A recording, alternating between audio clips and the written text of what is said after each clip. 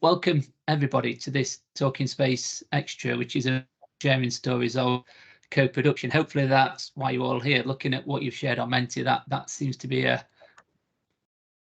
that's really helpful. My name's James Cook. I work in the team at Active Partners, just here today just to facilitate the conversation, help it along, try and keep things to time. Hopefully somebody will keep me to time. I'm looking to Adam and Jenny to help me with that. So let's see how that goes.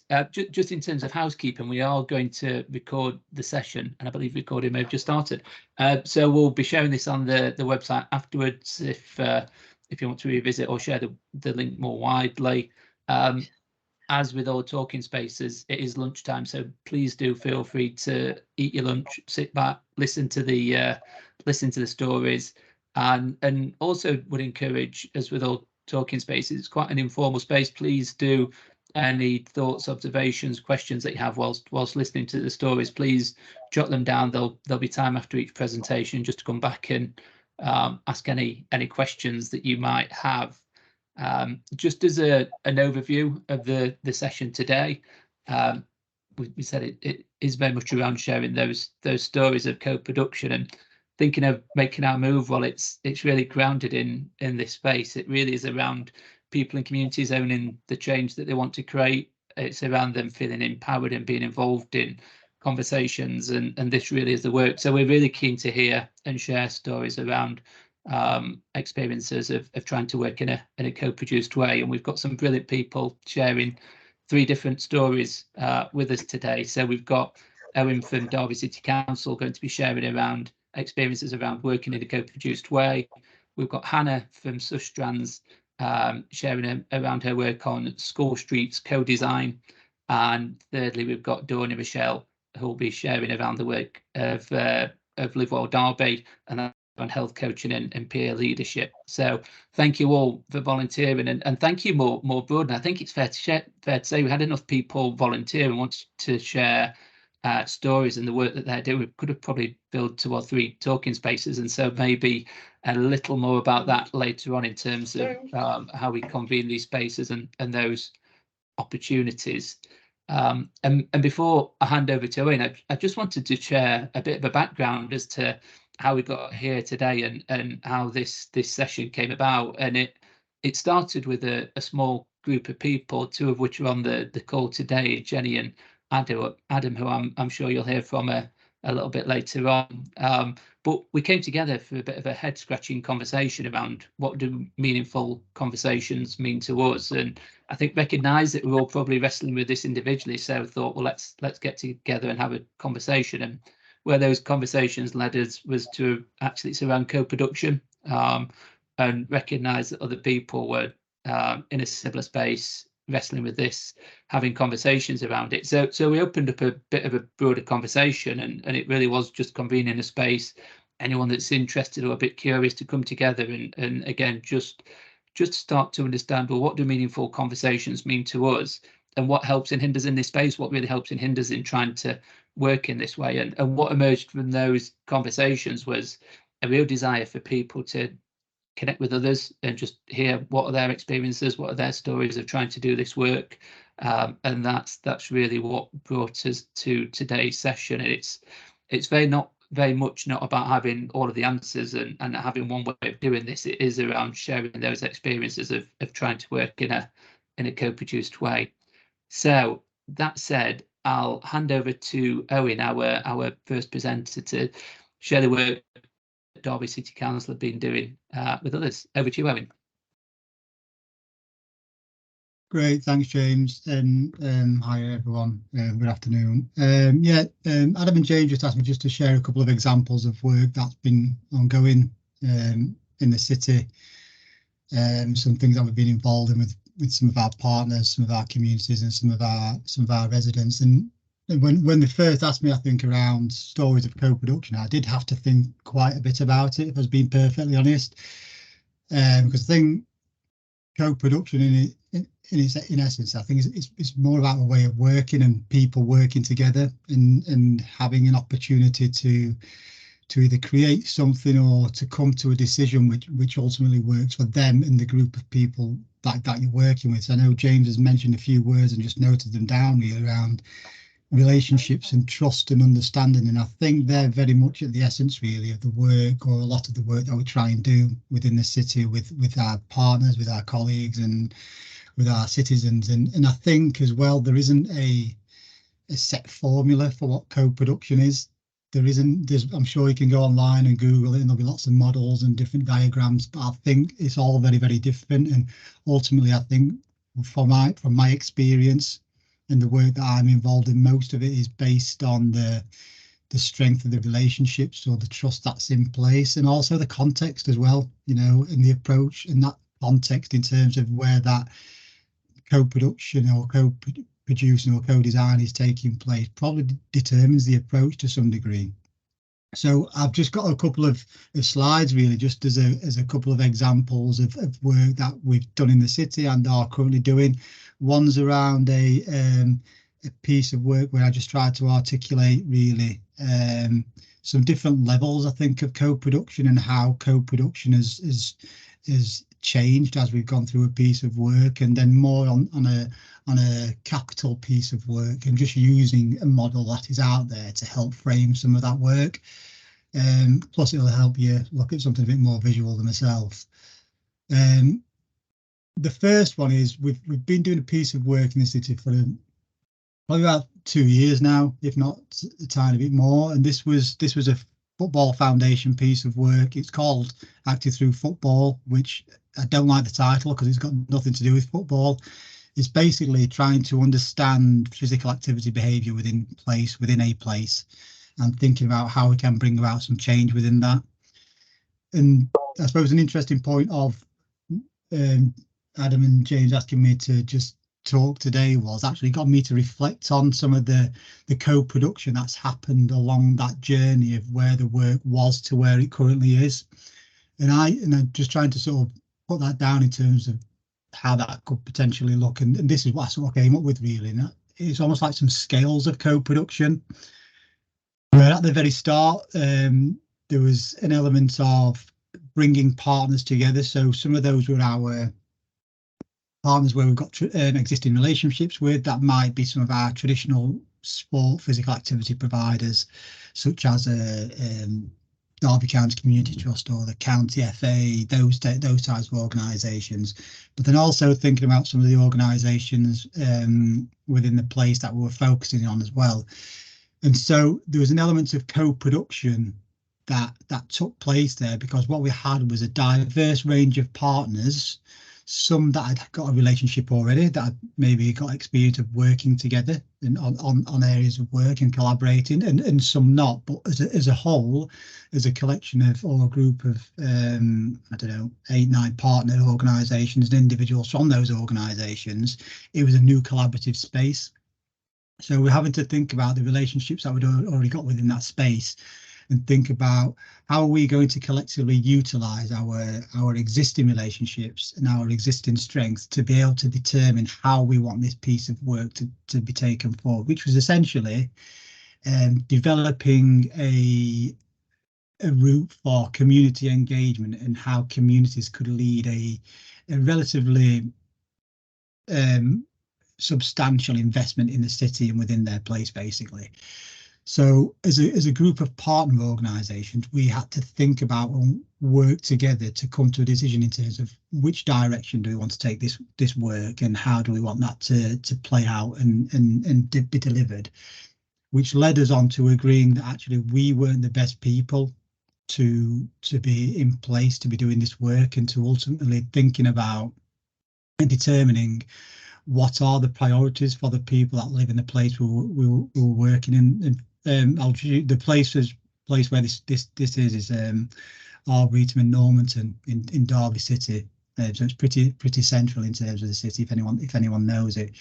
So how we did this work and how we decided the route and the approach we wanted to take with the work collectively was that we wanted to understand where we'd already got existing trust and relationships with that community and people that live there, and actually for them to be able to determine what it looks like. And so we were able to utilize our strengths and our relationships across the consortium of partners to engage with and I don't want to say recruit, but it was to some degree recruit some people from that community who wanted to do something, who wanted to have a voice, who wanted to have a say in terms of determining what would be right for their community, to be able to support them to be more active and bring about some change, but utilising the community at the very heart of that and to drive that forward.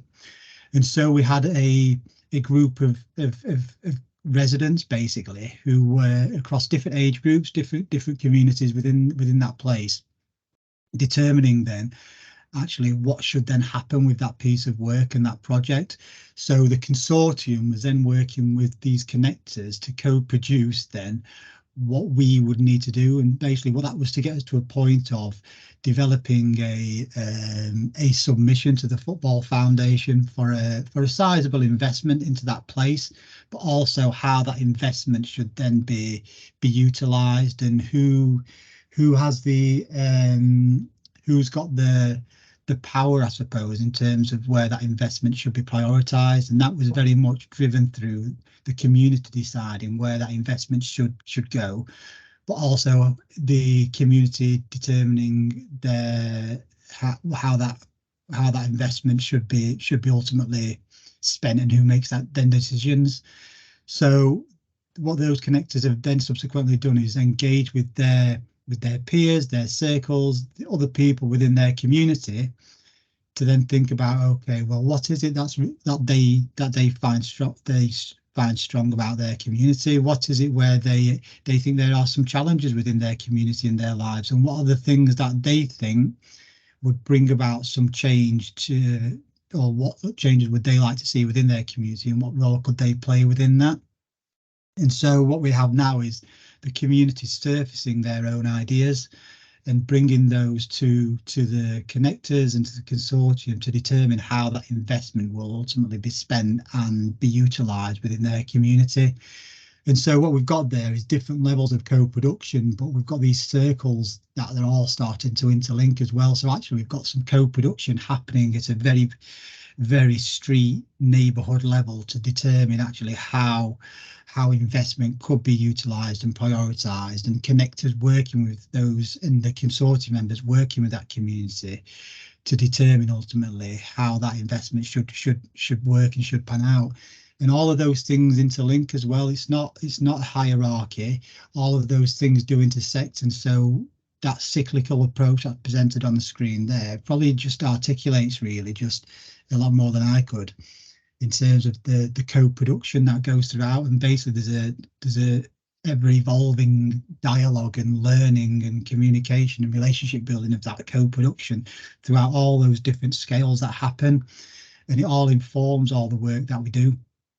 And so it was quite an interesting one really, because I think that's what that's allowed us to do, is really be comfortable with understanding our roles within the work, especially from partner organisations that initially came together as a group of partners to try and look for some investment for the city.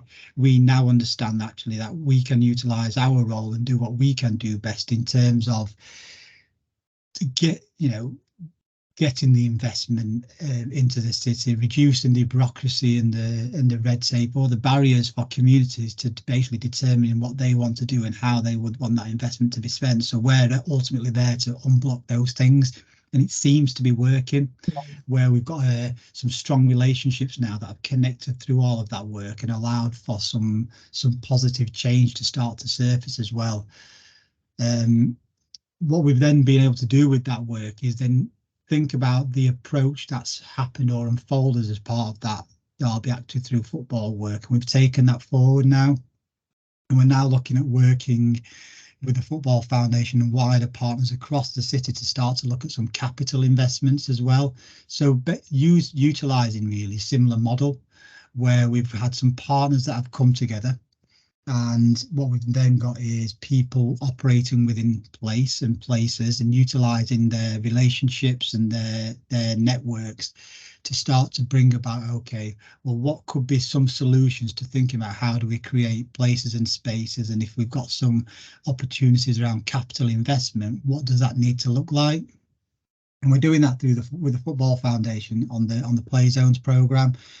But we have used a model for this one, and the reasons we've done this is because we're doing this across the entire city. This has allowed us to have some consistency around how we capture those conversations and those relationships and that co-production approach, and to be able to, I suppose, aggregate that and be able to get that to a place where there's some consistency, so we can then share that with partners in the Football Foundation.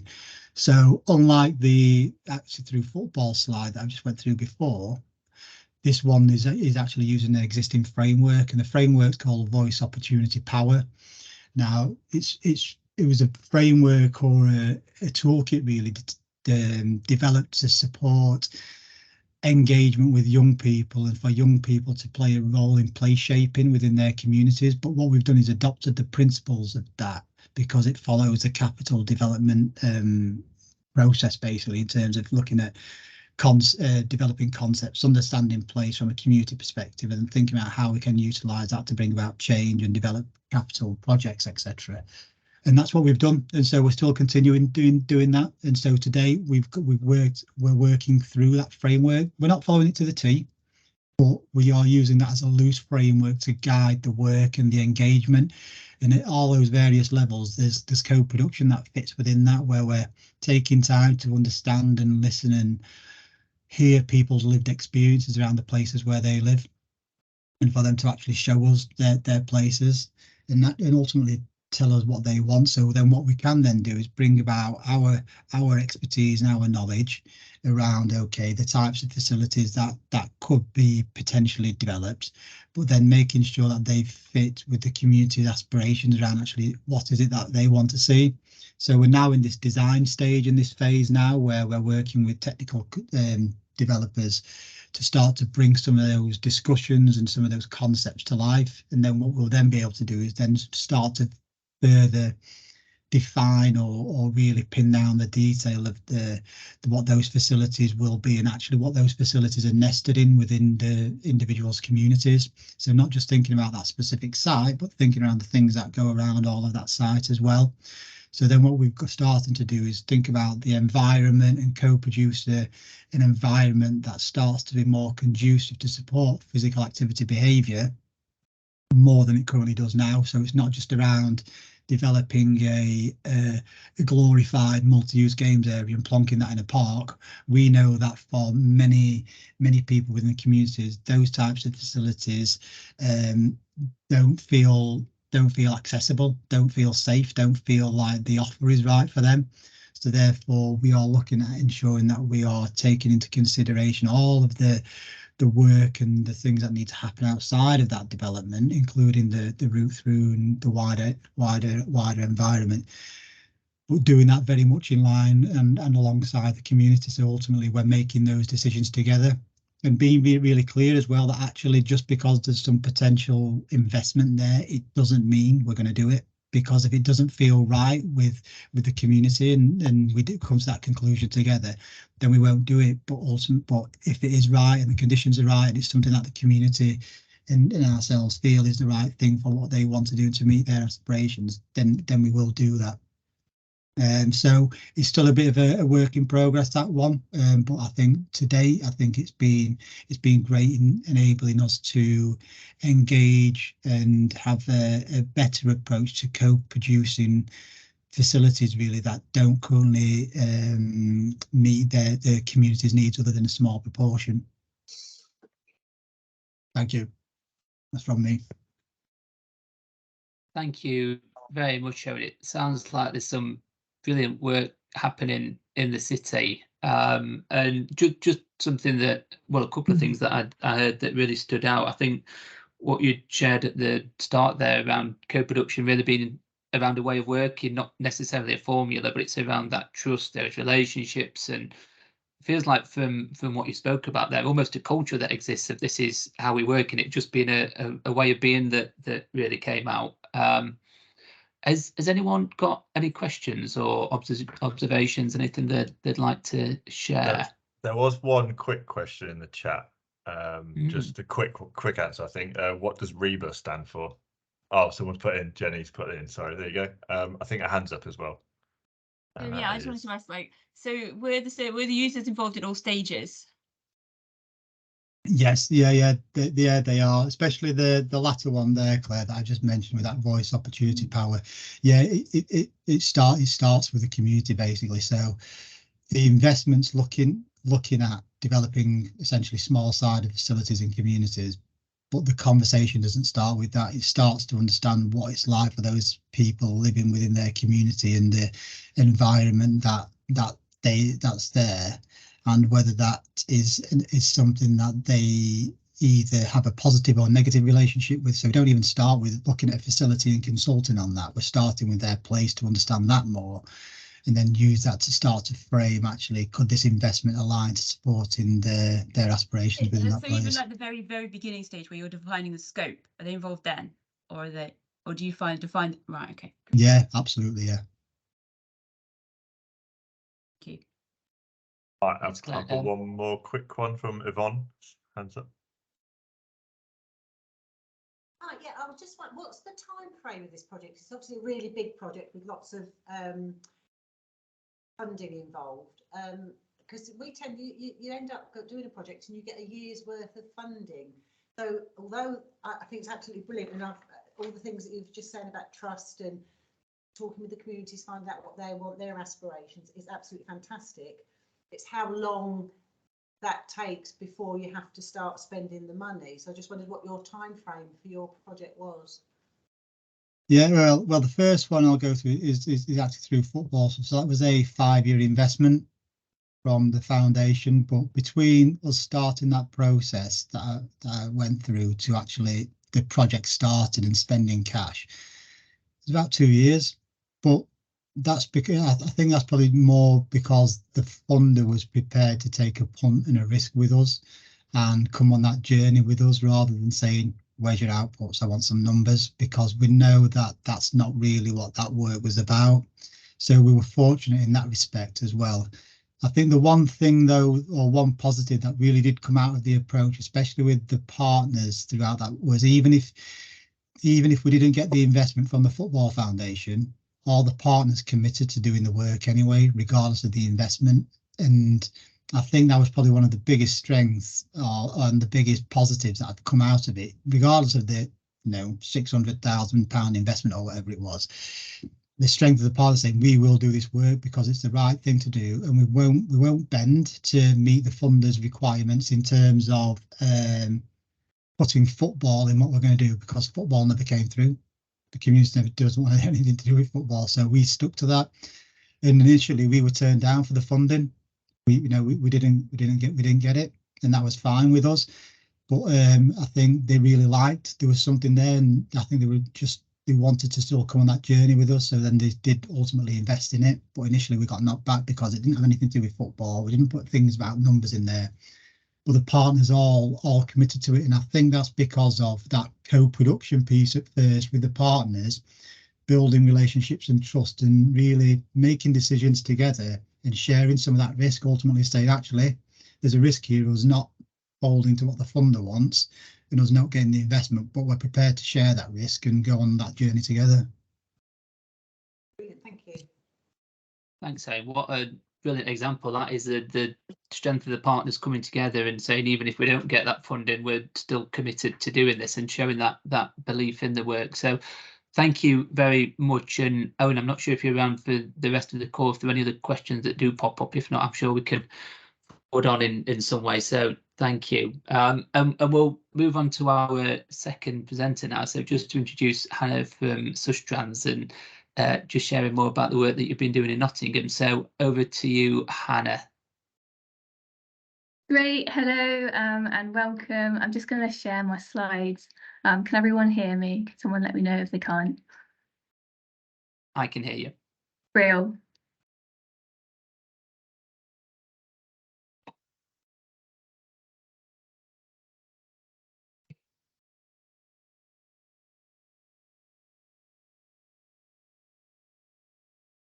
Cool, so welcome. My name's Hannah Chivers and I'm from the charity Sustrans. For those of you who haven't heard of Sustrans before, it's the charity that's making it easier for people to walk and cycle. So within Sustrans, I work in the behaviour change and engagement team, and we work on a range of projects which enable and encourage and empower people to walk and cycle more. So today I'm going to talk about our work in 2 streets in Nottingham, where we brought together people from the community to create a plan and design for the space so it better met their needs, and one that would also really help them walk, cycle, wheel and scoot a little bit more. I've focused, because of the time limitations, on the how and the practicalities, and mine's kind of much more practical, but I've tried to draw in how we collaborated with people and why at different steps. But I'm really happy, and I'd really welcome a conversation with people who are working on similar projects in the future, so get in touch. Happy to meet for a virtual or actual coffee if you're working on something similar.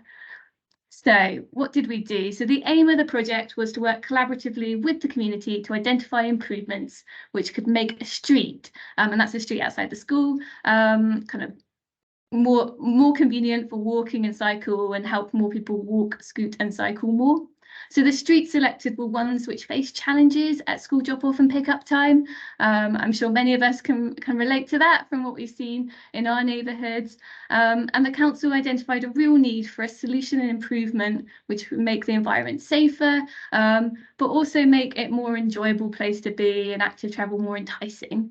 And that solution needed to meet the needs of lots of different people. So it needed to meet the needs of the residents who had a real strong desire for active travel, particularly walking, and who had concerns about visitors in their space and about poor air quality those neighbourhoods experienced. It needed to meet the needs of different businesses and community groups that kind of were based there, and it needed to meet the needs of families and people travelling to school.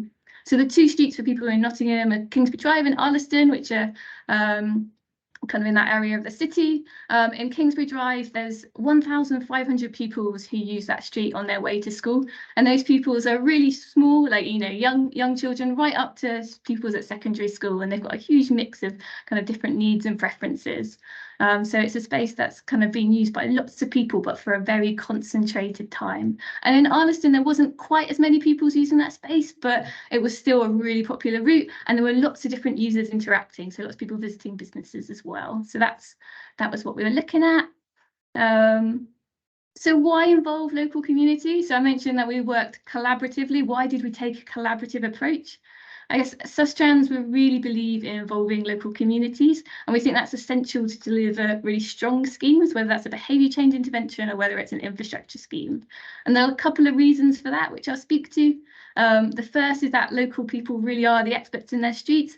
You've got years of travelling quite often through your neighbourhood or through streets in your neighbourhoods, and you've done that on foot, by bike, in the rain, in the snow, in the sunshine, hopefully we're coming into now, in the dark, and we want to draw on that experience and those preferences to create something which works for them all year round and for all ages and abilities. So you get really the most kind of resilient and innovative solutions if you put people's expertise, local people's expertise, at the heart of what you're doing. The second reason is that one size really doesn't fit all. So what might work for me and my preference, which is probably going to be an ice cream shop down that end, a wide pavement and space for jogging, isn't going to work for everyone else. You want something that meets their needs. And in particular, you need to think about the needs of people who might have a disability, and younger people as well, who sometimes aren't engaged in consultations or formal consultations in the same way. What's their experience, and how can we help them see the street as a space for them right from the start? And I guess, kind of feeding into that is changing the street will impact on people differently. So making sure you've got an understanding of how different people are moving through space at the moment and what barriers and concerns they face. And the collaborative approach really gives you the flexibility to collect that early, rather than get to the design stage where you've maybe kind of come up with a solution, or you've got a design for the space and it's a little bit quite expensive to change it, or quite challenging to go back to those designs at that point. So that's that one. And then I'm sure occasionally there are really cheap and easy interventions that you can put in place in streets, or to kind of help people change the way that they behave, but I've kind of not found an easy one yet. So I think with space constrained, quite often an ambitious and quite transformational measure is needed. And with big changes, you run the risk of kind of facing resistance, or people getting really concerned about changes being made to them because they've got no power power over that change. So by involving people early, you give that power back, and you draw on their expertise as well. It removes some of that uncertainty in the situation. And I guess the final reason is that it's just fun. Like, you can design something that makes that space more fun and draws on the character of the people using it, and kind of something that's a bit more imaginative or a bit more creative than you would have done if you're doing lots all the same. So that's a bit of the why. And the how. So how did we do it in Nottingham? So this is the process we followed on the 2 streets in Nottingham. And the aim of this process was to provide multiple inclusive opportunities for people to share their expertise and thoughts with the team. So we had a discovery phase, which was about understanding more about how people were moving through that space and their concerns and priorities. We wanted to know where people's concerns were aligned, or where their priorities were aligned, and then where they differed, and how we could explore that more through the next stage, which was co-design. So at co-design, we held a number of workshops in each of the projects, both with the pupils, but also in the community. They were pop-up workshops. They were on the street at the times when the streets were the busiest. And in those, we understood what the issues were, and we started to scope out and plan possible solutions. The third phase was co-refine, and in that we used information from the previous 2 phases to create a design, which we then shared back in this co-refine stage. Was it working? Is it what you expected? Do you like it? Where would you put this? Where would you put that? What's good? What's bad? Tell us now. So it's really kind of that iterative process with the community, showing that you're listening and showing that you really value their input and support as you create something that works. And then the final phase in one of our projects was test and trial. So bringing to life some of the ideas. Not everything's going to be possible to bring to life on the street. You know, kind of with pilots and behaviour change, it's a bit easier, but with big designs for the street, it's a bit trickier. So bringing to life some of the designs that you've got so that people can experience it and make an informed judgment about whether it works for them and what they think should change. And so on each of those stages, a little bit more. So on the discovery phase, as I mentioned, it was about introducing the project and exploring issues and different priorities. So on the left-hand side are some of the questions we were asking and trying to explore through that. We did it via a survey, and we did it via, we kind of delivered that digitally, but also in a kind of paper-based way so that everyone could get involved.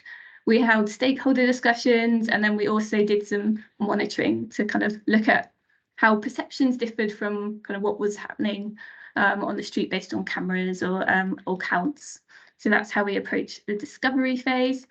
And what we found out was that there was kind of things that people were aligned in. There was a shared concern for safety, but there were differences in what people thought or what people said was making them feel unsafe. So for some of the people on the street, some of the families or some of the parents, they said that it was the behaviour of drivers that was making them feel unsafe. But for others, it was the way that the environment was built. So it was the width of the crossing or the scarcity of the crossings. And for others, it was the speed the traffic was going in. So you started to see how that differed between different groups. Something that everyone shared was an interest in walking, which is really kind of refreshing and really, really good to see. But there was difference in like where people, how far people wanted to walk and what they thought would help them walk more frequently or walk to and from school. So kind of bringing together that. And then there was a huge difference in what solutions people thought would be best for them. So at that stage, so we needed to dig into it in a bit more detail. We then held a series of co-design workshops. These workshops were aimed to provide an inclusive and welcoming space for everyone to explore the project, to share their views and their recommendations and their solutions. We were conscious that with the co-design workshops, they needed to meet some criteria to be inclusive. So they were delivered during, or started to be delivered during COVID, not in the real peak time, but when there was still quite a lot of virus around. So they needed to be outside. They needed to take account of the different time commitments people had. So some people have 5 minutes, some people have 50 minutes. What would capture their views depending on how much time they wanted to build it, how much time they were, able to give. It needed to build on the ideas from people from the survey to show that we were listening. It needed to be suitable for people with different needs. So we were thinking about language and communication needs, ages. So we ran the workshops with the pupils as well as kind of out in the community. And then also we were conscious of making sure that no kind of prior knowledge or skills were required. We weren't asking for people to arrive as a transport engineer. We just wanted to draw on their experience and expertise. So we needed a really good way of doing that. And I know that there are some really interesting kind of like virtual reality ways that you can do this, but the way that we chose to do it was quite low tech. So very simply, what we did was that we printed off a really big map of the area, we laminated it, we backed it in magnets, we put up a big gazebo, and we asked people what they thought. And then we used different magnets to get people to tell us where they thought there were issues on the streets. So you can see some of the red magnets on the left-hand side, and then what they thought the solutions to those issues would be. And you could start to talk through some of the reasons for that. And as people were sharing their views and experience, we were using the laminated map to jot it down. And as you went through the workshops, and we were really lucky that we heard from a lot of people through the workshops, you started to layer up lots of different people's thoughts and preferences and experiences. So yeah, quite a low-tech way, but it worked really effectively. So that's how we approached it. So at the end of it, we took lots of pictures throughout, because sometimes you needed to wipe it clean and start again because there were lots of views. You ended up with a map which showed you where people's issues were, what they thought the solutions were, and then also kind of their ideas for activating the space, so how you're going to implement it, so really thinking forward to the future. So that's what we ended up with. So that's that. And then we took that to our engineers, and we used it to create like a design for that space, so an engineering design for that space. We made sure that that was kind of understandable for people from the different backgrounds and kind of with different needs. And we created something that we could then go back to the community with this design and say, does it work for you? So that refinement stage. So this is an example of one of the maps we created at the refinement stage. So it's got the different solutions that people have proposed and suggested. And then we've got a scorecard to get people to say whether they agreed or disagreed. And again, we just laminated it and asked people to tally and tell us what they thought, whether they agreed with that measure, whether it worked for them, was it in the right place, and got them to tell us what they would change or whether they would support it, to get a sense of were things on the right track. And that was really interesting. And so the impact of that was to change some of the locations for some of the solutions. So there was a crossing, and then we changed the location for that to extend. One of the solutions proposed by the community was a school street. So we looked to extend that so it was a lot longer and met the needs of the secondary pupils as well as the primary ones. So it really gave us that chance to go back and say, oh, are we along the right lines, and what would you change again? So listening back. So that's another example of a map. And then the final phase that we went to was a test and trial stage. So one of the schemes, we trialled some of the measures that the community had proposed and that we'd refined on the previous stage. So one of the suggestions was for a park and stride and for a school street.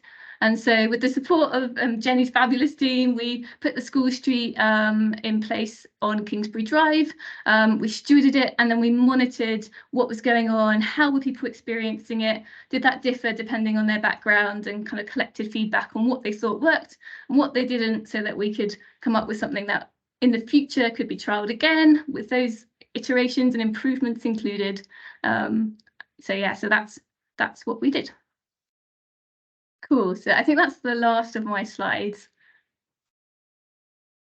Thank you, Hannah. Again, it sounds absolutely brilliant, and the energy really comes out in terms of the work. But I get that passion around working in this way. I really like the sharing the why at the start, and actually that bit around local people are the experts in their lives and their communities, and really helps us think around the way that environments are really important to enabling people to move more.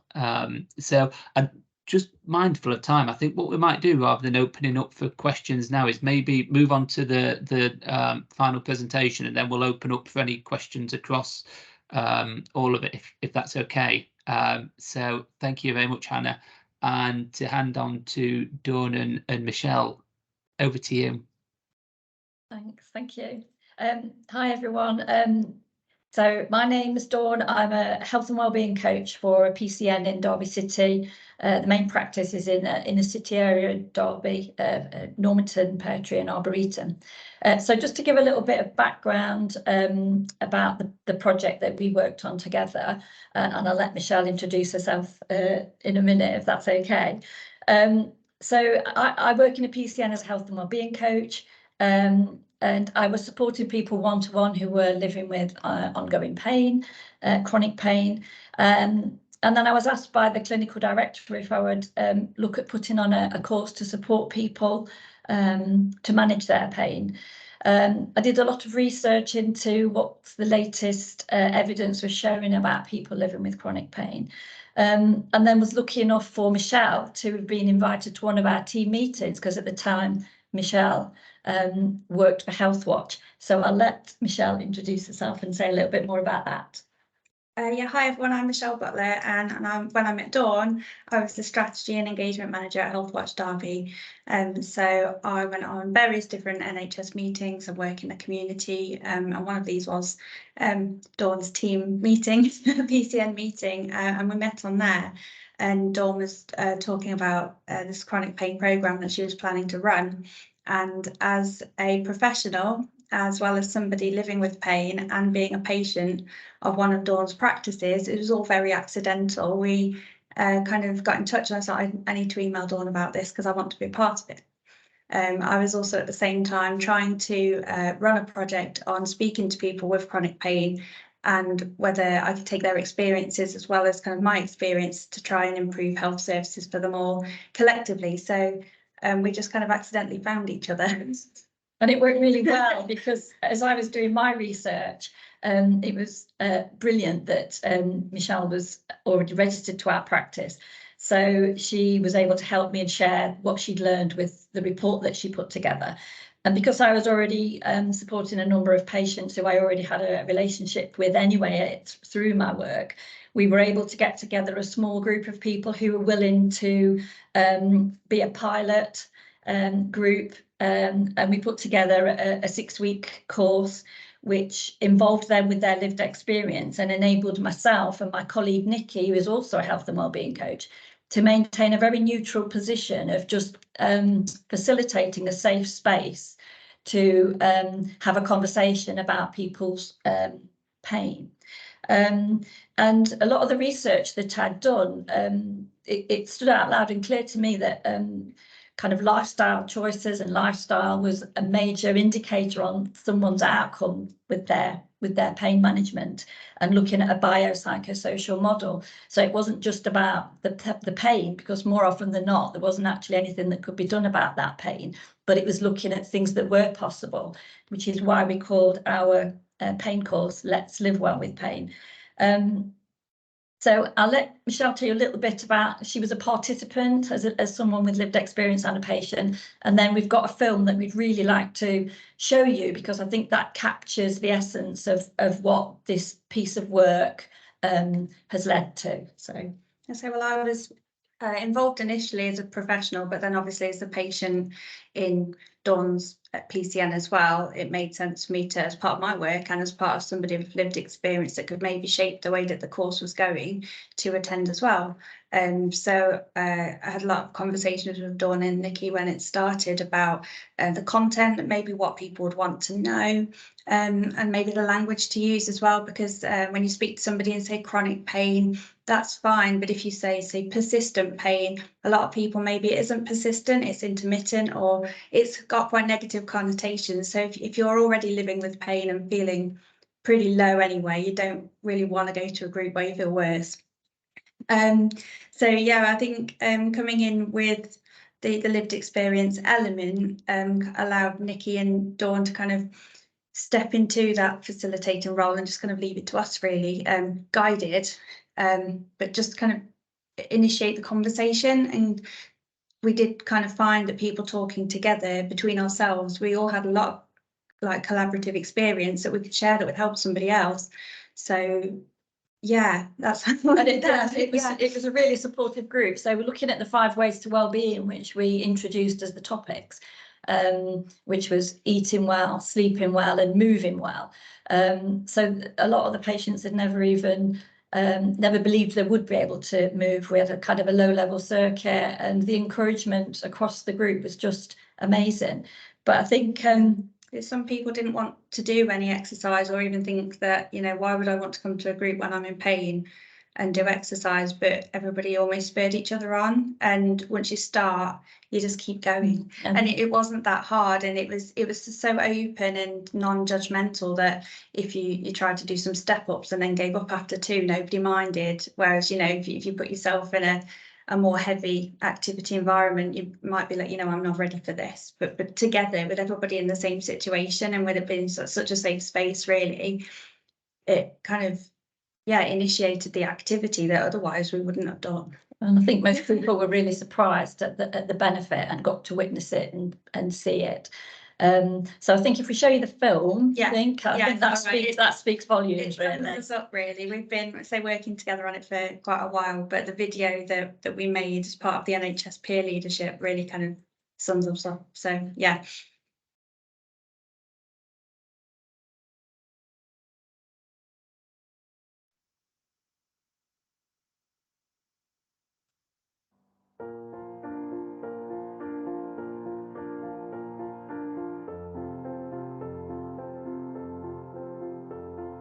The project is Let's Live Well with Pain.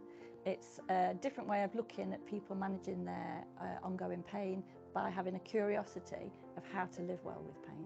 We were supporting a lot of patients one-to-one for pain management, so we thought we'd be able to support more patients in terms of putting a group programme together and allowing them also to support each other within that. You know, for people that have had pain and not been heard for so long, to meet other people in the same situation, it's amazing.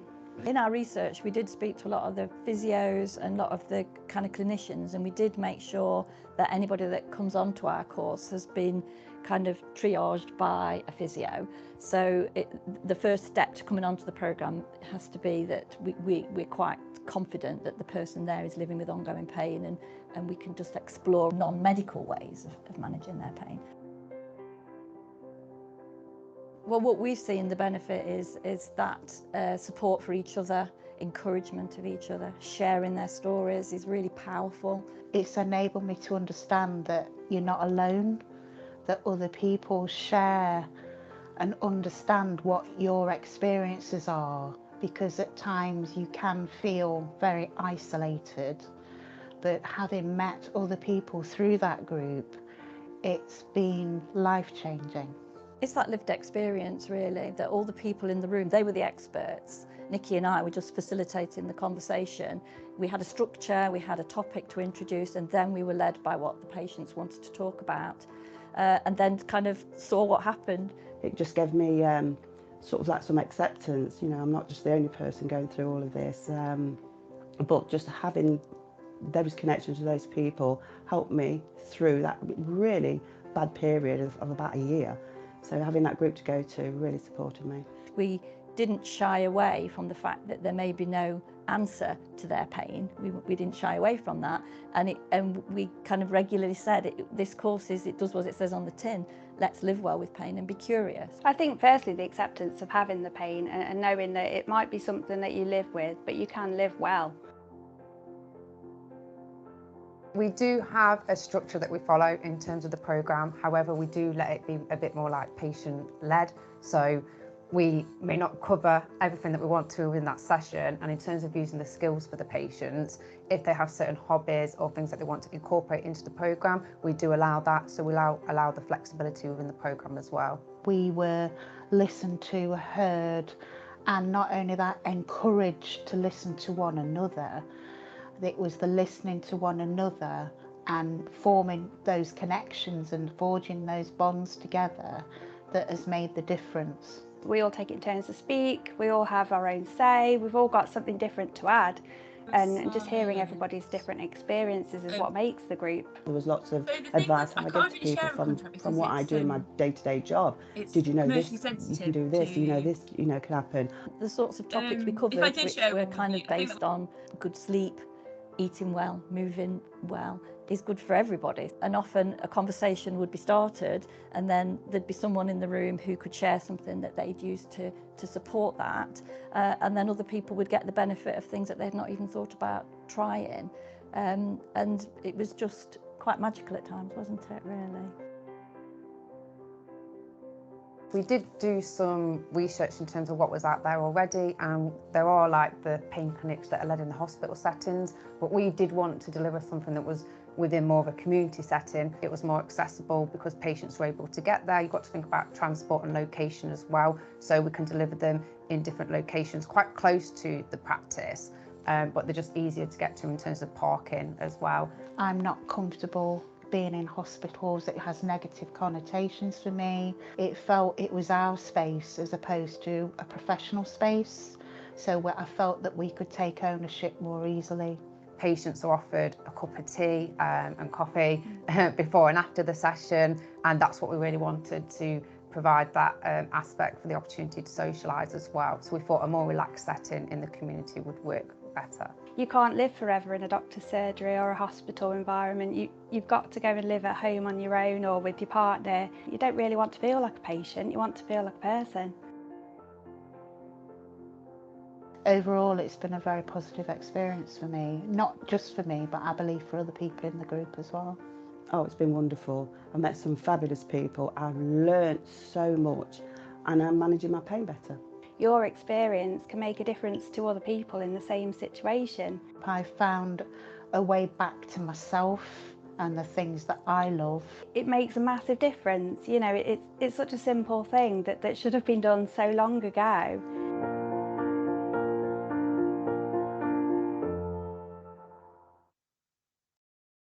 Oh, thank you for that. Yeah, what a lovely way to end or draw a close to the talking space. I don't know, do you have any sort of last 30 seconds comments you want to add, Dawn and Michelle? Because we're a bit close to time. Yeah, So it's still carrying it's on. still carrying on. Most of the groups never want to finish or leave each other, so they do form like little support groups and they carry on. And then we're currently collaborating through the practice that I work for, which is in Normanton.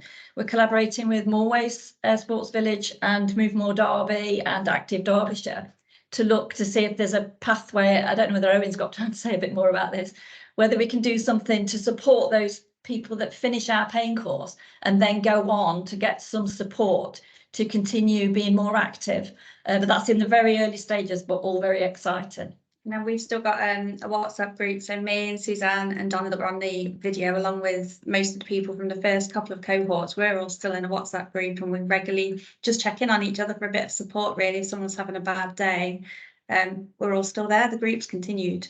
Yeah, so yeah, there's links in the chat for there's a longer video and there's that one as well. Yeah, I've just popped that in the chat, as Yeah. Michelle said. Yeah. That pretty much says it all. Thank you for presenting and sharing. And when that goes for everyone that's spoken today, it's been really good, a really broad range of examples of co-production and across Derby and Nottingham. And we could have had tons more examples as well. And that's kind of just what I wanted to move on to really quickly.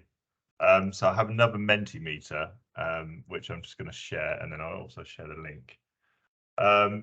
So this is just a bit more of a fact finding, because we feel like after what we've heard and learned over the last sort of 18 months or so, there's probably a bit of sort of segue talking space, which does have a little focus on co-production. So we just wanted to just sense check that with you all, really. So I'm just going to pop a Mentimeter up for you again, if you could just jump on the link and share. So yeah, link to the Menti is in the chat. So yeah, if you just have a couple of minutes just to follow this link and answer the questions, that would be great. So it's just like, would you actually like this space to be? Obviously, our usual talking space happens on Tuesdays at 12:30. This one a little bit different. It's Thursday, slightly different time. That doesn't have to be the case, but just to sort of position it as a slightly different thing in itself. And so just in case people have found this interesting and would maybe like us to try and arrange a future one of a similar vein. Just a bit of comment on that. And then also, you should be able to go to the next slide yourself. There's a couple of questions following it. And if you know of any great examples of co-production that you'd like to share, either you're working on, you've heard about it yourself, or you're involved with, just if you could tell us them as well, and we can obviously follow up with everyone separately. That would also be great, because obviously we don't know everything that's going on, but obviously feel like we have the space to share. So following question is, so if so, but bear in mind everyone said yes, what areas and themes would you like to hear about and share? So that's the next question. I have 2 minutes left before we're out of time, so hopefully people can jump on that. And actually, if you don't get to it in the next minute, I'll change the settings to be able to answer them in your own time afterwards, so we don't have to get them live. So you'll still be able to click this link and answer the questions sort of after the meeting ends.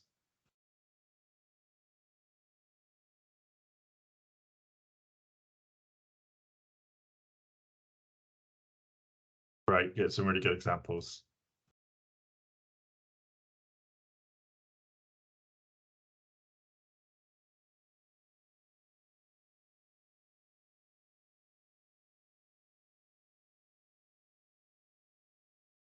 And then I'll leave it up for another few seconds. But like I said, I will change this. The link will still be the same, and you'll be able to add any more to it in future over the next week or so. And then finally, there is just one more question, which again you can answer later date, but it's just feedback on the talking space in general.